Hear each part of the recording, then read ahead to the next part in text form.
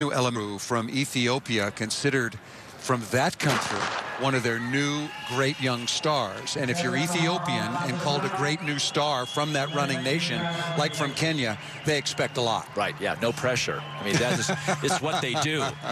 East Africa is, of course, the hotbed of middle distance running. And, of course, West Africa is the sprinting side of the continent. That's a huge group, and if they don't keep the pace honest, this is just a possible recipe for disaster here. And we've seen it many, many times when this pace slows. They're looking for something that will yield a finishing time under 7 minutes and 30 seconds, which is just about 60-second pace per 400 meters.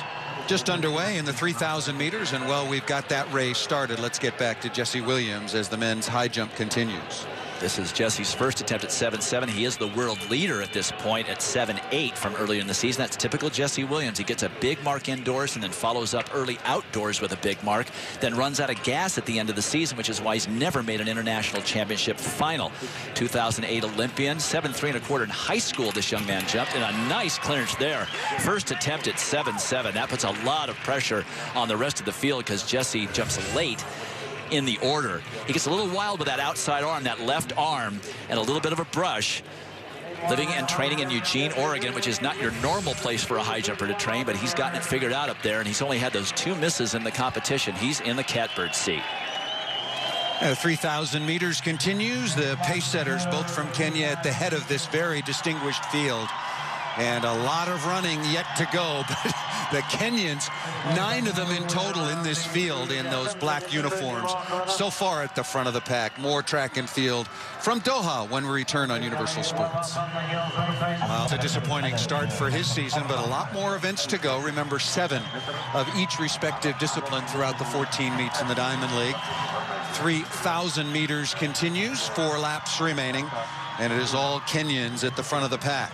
And it's real nice of them, you know, to all wear the same uniform. That really helps out the crowd, helps out the commentators.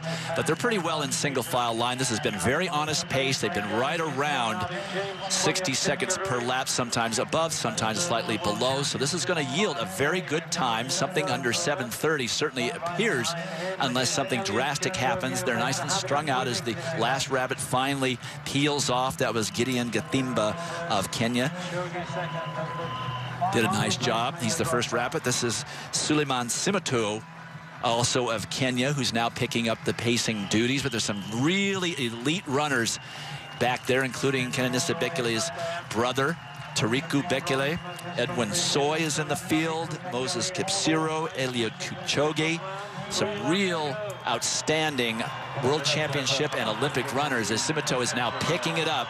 They had let it lag a little bit, and now he's trying to open it up a little bit and make these runners run what they're capable of as the Ethiopian crowd continues to cheer on the few athletes they have in this particular race.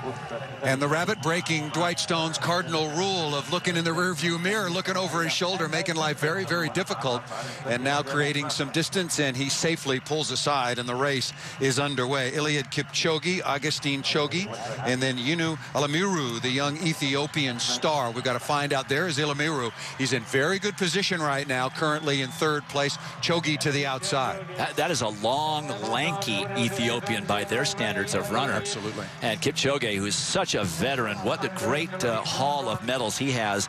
Olympic silver medalist in Beijing at 5,000 meters, and in Athens he was the bronze medalist, and he was the world champion in Paris back in 2003.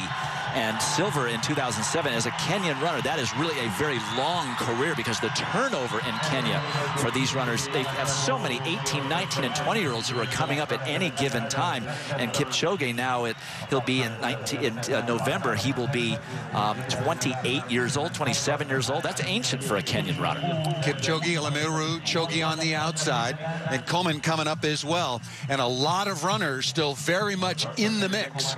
You can see 7, 8, 9, maybe 10 runners in what we described accurately so as the best, deepest running event field in this entire first meeting of the 2011 Diamond League. And you can see from the schedule of events that we had here, there was no 100 meters on the schedule. 200 meters was the shortest sprinting distance, and a women's hurdles, no men's. So you can see it's really skewed more to the middle distance and distances just simply because of its location. Yeah, proximity to Africa. The bell lap, 400 meters to go. and a pack of 7 runners very much in the mix. The rivalry between Kenya and Ethiopia in full effect. Alamiru, Kipchoge the leader. There are the Ethiopians right on cue. And there's just under that 60 seconds per 400-meter pace with a lap to go. These guys, certainly all of them, can run well under 60, as Choge now starting to go on the outside, but he's not making enough of a move. And Alamiru now says, that's it, I'm gone.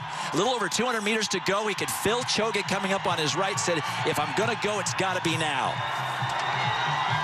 Yenu Alamiru from Ethiopia on the outside, 20 years of age, the junior world champion. He still doesn't have that big a lead. Can the rest of these great runners get back in the mix? Alamiru spreading it out, stretching the lead to 5 meters, 7 meters. He's going to get this, and on the inside, Edwin Soy getting in for second. But Alamiru with a wonderful run, fastest time in the world this year, 7:27, 2:26.